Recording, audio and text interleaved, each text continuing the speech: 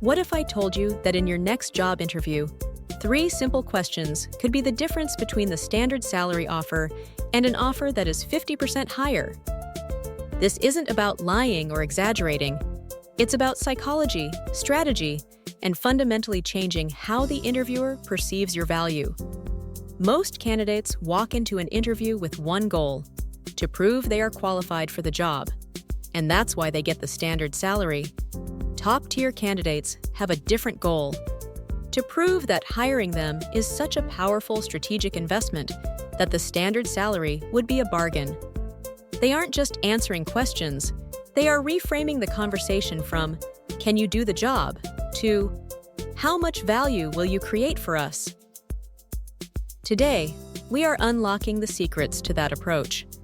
We will break down 3 of the most common interview questions on the planet and show you how to answer them in a way that makes a 50% higher salary not just possible, but logical.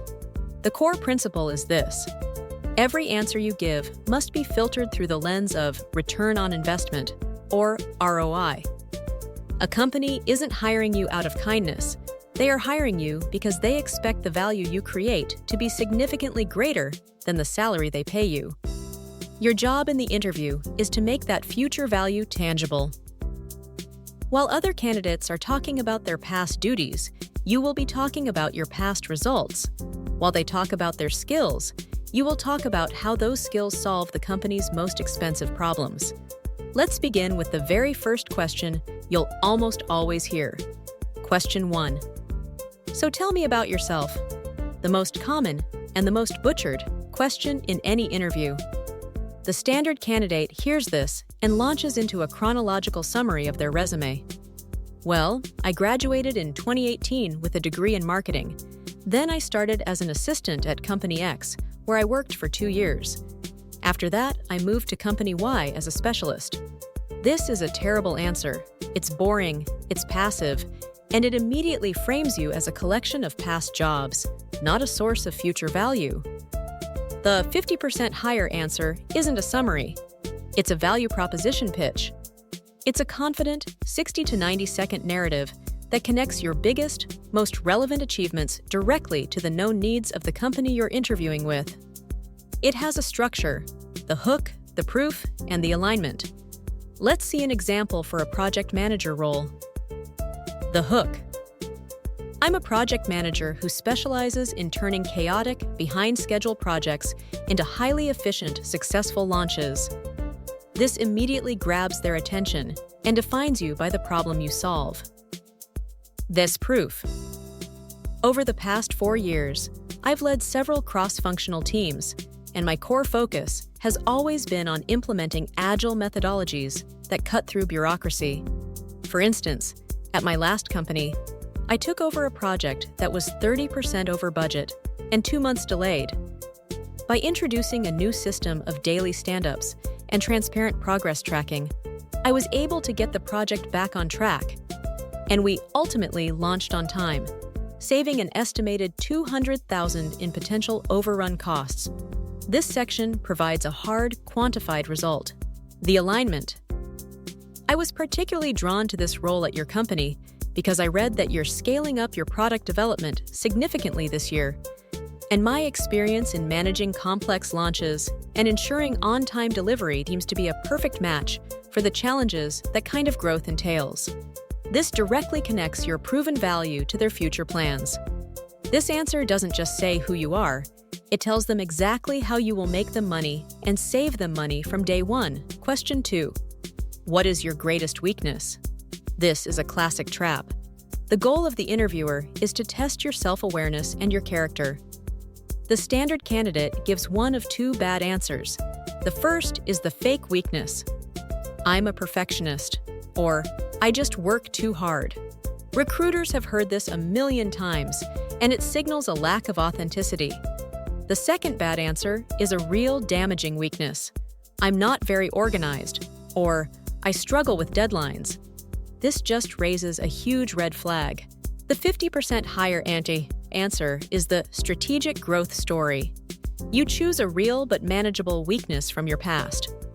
Then, you tell a concise story with 3 parts. the acknowledgement of the weakness, the specific actions you took to overcome it, and the positive, measurable result of your improvement. Let's use an example for a junior analyst. Acknowledge. Early in my career, I found that while I was very comfortable deep in a spreadsheet analyzing data, I was less confident in presenting my findings to senior leadership. My insights were strong, but my delivery lacked impact. This is honest and relatable. Action. Recognizing this was a critical skill gap, I proactively took 2 specific actions. First, I enrolled in a company-sponsored presentation skills workshop. Second, and more importantly, I started a small, informal weekly meeting with my manager where I would practice presenting my data analysis to him, and he would give me direct feedback on my clarity and conciseness. This shows incredible initiative and coachability. Result? As a direct result of this focused effort, in my last performance cycle, I was chosen to present our team's quarterly findings to the entire department leadership. The presentation was very well received, and my manager specifically cited my dramatically improved communication skills as a key strength in my review. I've turned an area of development into something I'm now genuinely confident in. This answer proves you are self-aware, proactive, and dedicated to personal growth. Hallmarks of a top-tier employee who deserves top-tier compensation. Question 3. Where do you see yourself in 5 years? The interviewer is testing your ambition, your loyalty, and your strategic alignment with the company. The standard answer is vague and uninspiring. I'd like to be growing with the company, or I want to be in a senior management role. These answers are about you, not them. The 50% higher answer is the future value alignment. It demonstrates ambition that is directly intertwined with the company's success. It shows you have not only researched their trajectory, but have also planned how your personal growth will fuel their corporate growth. Let's use an example for a sales role. Research and alignment. Based on my research, it's clear that your company is making a major strategic push into the enterprise software market, and that seems to be the biggest growth engine for the next few years. This shows you've done your homework, your role in their growth. In 5 years, I see myself as having played a significant part in that success.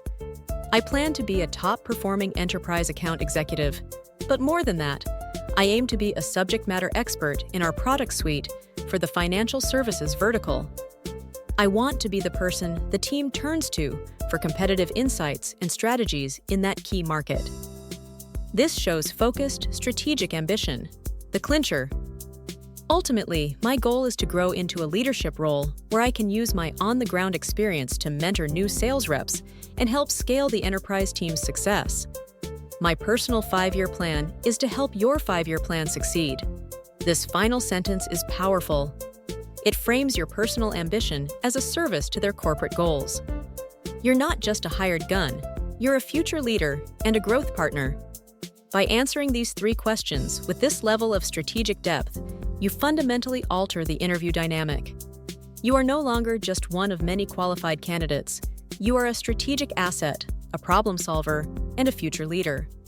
And assets like that don't come at a standard price. The Curve, make sure you subscribe to GradPro Path.